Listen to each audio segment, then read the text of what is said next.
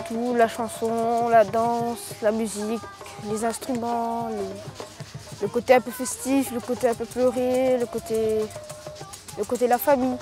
Pour moi, le Maloya, c'est une façon de s'exprimer, de s'amuser et de discuter. Maloya, depuis petit, tu écoutes, tu entends, dans la fête toute la vie aussi. Et papa acheté un main roulée quand j'avais 6 ans. Pour moi, comment je joue tout seul.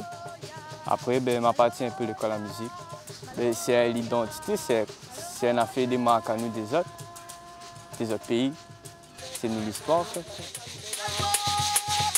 Le Maloya est avec le Sega l'un des 2 genres musicaux majeurs de la Réunion. Le terme Maloya a plusieurs significations suivant les dialectes de l'Afrique de l'Est. Au Mozambique, Maloya signifie incantation, sorcellerie. Au Zimbabwe, grand sorcier. En Bambara, honte. Et à Madagascar, Maloya-o veut dire parler, dégoiser, dire ce que l'on a à dire. Dans de nombreux dialectes africains, il signifierait peine, douleur, mal-être. Longtemps interdit à La Réunion, le Maloya est classé au patrimoine culturel immatériel de l'humanité de l'UNESCO depuis le 1er octobre 2009.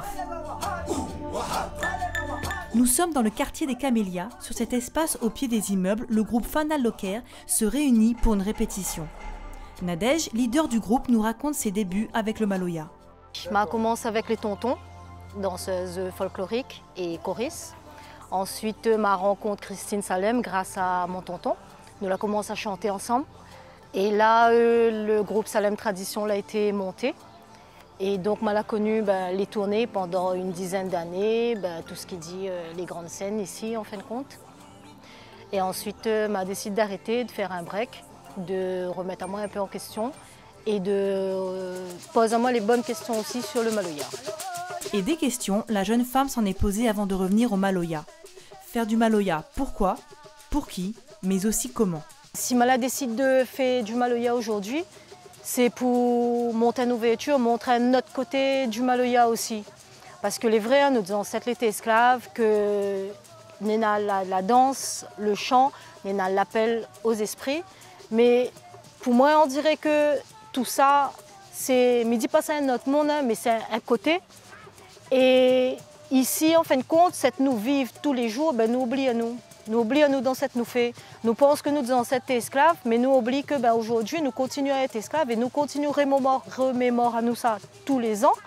Et de dire à nous que nous fait pitié, que la ville est dure, que nous avons le mal-être, que tout ça là. Et nous oublions que la ville est gaillarde, que nous avons le bonheur, que nous avons l'amour, que nous avons plein de choses que nous n'avons et que nous ne donnons pas la place à tout ça.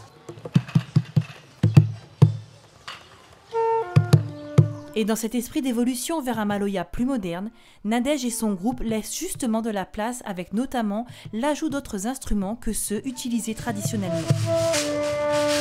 Moi l'avais pas compris. Nous va mettre un flûte ou bien si il gagne un violon ou un autre instrument pour dire que Maloya a besoin aussi d'évoluer, de rouvaler aussi et d'arrêter reste dans cette ombre-là, dans ce cercle fermé-là. Et vouloir vraiment faire sortir de cet esclavage-là.